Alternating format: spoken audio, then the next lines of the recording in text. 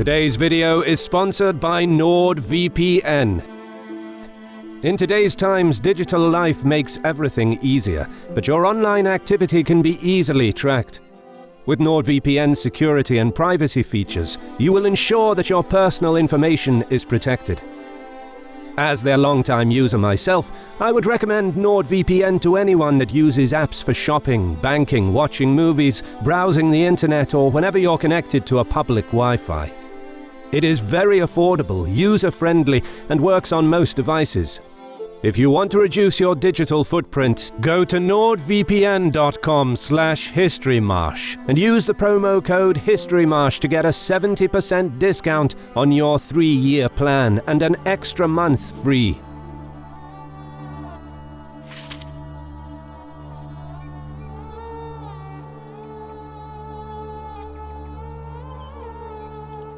The two armies lined up on the flat plain next to the river Talas, not far from the city bearing the same name.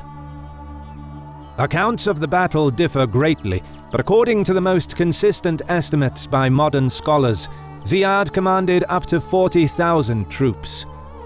He placed archers in the front, with several rows of spearmen just behind, and a mix of heavy and light cavalry on each flank, as well as a contingent of light cavalry along with his own heavily armored bodyguard contingent in reserve.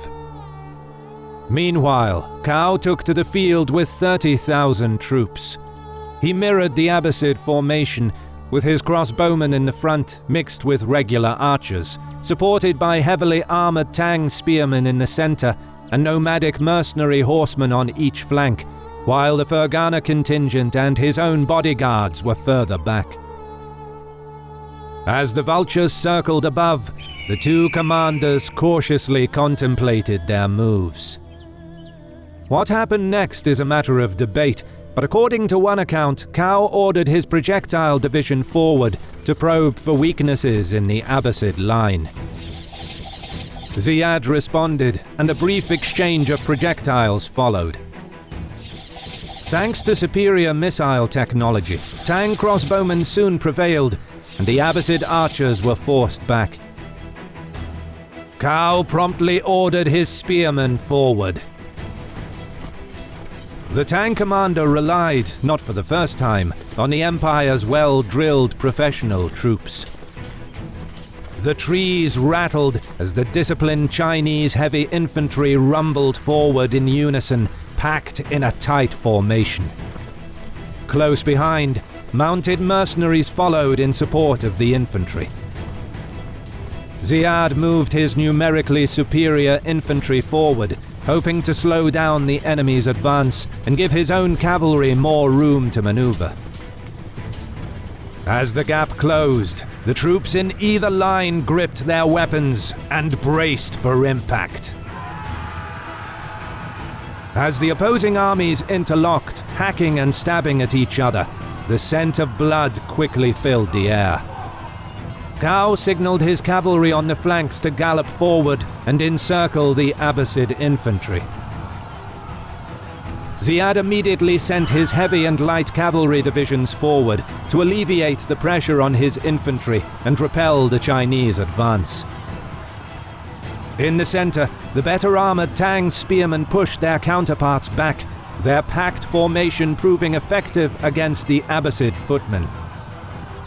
On the flanks, Ziad's heavier cavalry stopped the nomadic horsemen in their tracks, but Cao's mercenaries held strong in the face of an assault from a superior enemy force. The governor of Samarkand then sent his reserves forward, aiming to break the stalemate. He ordered his cavalry to aim for the immediate flanks of the Chinese infantry. But Cao, meanwhile, moved his own reserve up the field, negating the efforts of his opponent. Both armies matched each other's strength, and neither would waver. Tiredness, however, was what eventually forced the two commanders to withdraw and rest their troops. A similar stalemate continued for 2 more days, with sporadic skirmishes and head-on clashes, but neither side was able to make any significant gains. The other account of the battle, however, claims that the two armies stood in battle formations for 4 days without engaging each other. Perhaps neither side wanted to risk losing their army, aware that it would take a while to get reinforcements in this remote frontier region. But, perhaps unbeknownst to Cao, prior to the battle, Ziad had established contact with a contingent from one of the Turkic Karluk tribes, living in the steppes further east, recruiting them into his ranks. As small groups of riders trickled in for a couple of days, the Muslim commander concealed them in the tall grass across the Talas River. Then, on the 5th day of the battle, Ziad knew he was ready. He ordered his archers and spearmen forward, with cavalry following close behind. The Abbasids advanced at a strong pace, while Cao had his troops slowly move forward into position.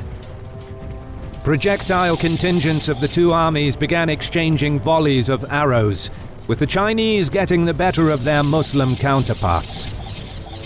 The earth groaned as the mass of Abbasid troops moved forward to meet the enemy head-on. As the infantry in the center clashed, cavalry divisions on the flanks widened their lines, trying to outflank each other. Soon, however, the Abbasid cavalry managed to force the Chinese mounted troops into a brutal static melee, as Cao's nomadic mercenaries couldn't feign retreat without exposing the flanks of the infantry in the center. "Now is the time!" Ziad cried out, signaling the Karluk mercenaries to attack. Emerging from the reeds, the nomadic riders galloped forward. A handful of Tang officers spotted the enemy on their flank, but with nearly all of their troops engaged, they desperately tried to form a line with men from their own retinues. Moments later, arrows from the east started whizzing overhead. With the Talas River behind them, the Karluk horsemen charged headlong into Cao's flank. The morale of the Tang troops on the left broke, and many tried to flee, fearing an encirclement. Ziad urged his men on, not wanting to allow the enemy to escape. The governor of Samarkand outwitted the Tang commander, and now the Chinese troops began falling in their thousands as the Abbasid army scythed through their formations. With very few survivors left, Cao ordered a retreat. However, Chinese sources contest this outcome, claiming that it was not Zaid's superior diplomacy and tactics that won the day. Rather, the Tang account of the battle claims that the Karluk mercenaries were not across the river, but were in fact under Cao's command, laying blame on them for the defeat, after they treacherously switched sides mid-battle and attacked from both flanks. If this were true, Cao's 10,000 infantry made up only a third of the Tang army, and would stand no chance against 20,000 Karluks. But in actuality, it's most likely that both the Tang army and the Abbasids had contingents of Karluks in their ranks, and that Ziad managed to launch a surprise attack on the last day of the battle. Whatever the case, of the 30,000 Tang troops that fought at Talas, only a small percentage survived.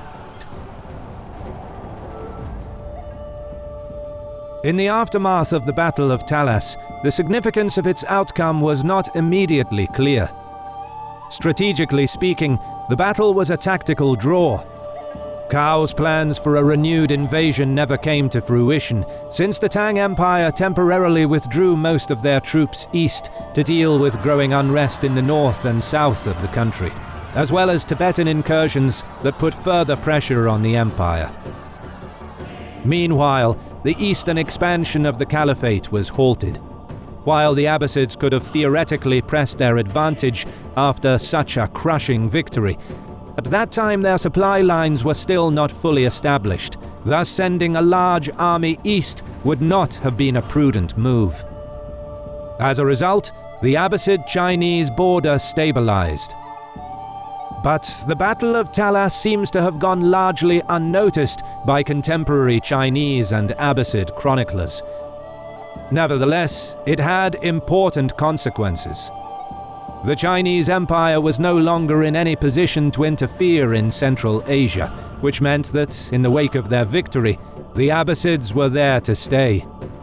And while the Turkic and Persian population of Central Asia certainly did not convert to Islam right after the battle in 751, by driving out the Chinese, there was no longer a counterweight to the Muslim presence, which allowed the Abbasids to gradually spread their influence across the deserts, mountains, and steppes of the region.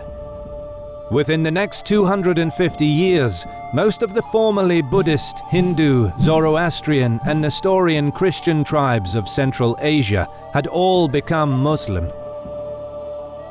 But perhaps most significant of all, among the prisoners captured after the battle were Chinese artisans, skilled in the art of papermaking. Soon, paper mills appeared in Muslim urban centers across the Middle East, and over the coming centuries the technology spread to Europe as well, fueling advances in science and theology. And, with the promotion of commerce, industry, and the arts, the prestige of the Caliphate would spread across the known world under the banner of the Abbasids. Credit goes to our awesome patrons who make videos like this one possible. Consider joining them to support our work. You can also support us by subscribing to our channel and clicking the bell button to get notified when our new videos are released. And as always, thank you for watching.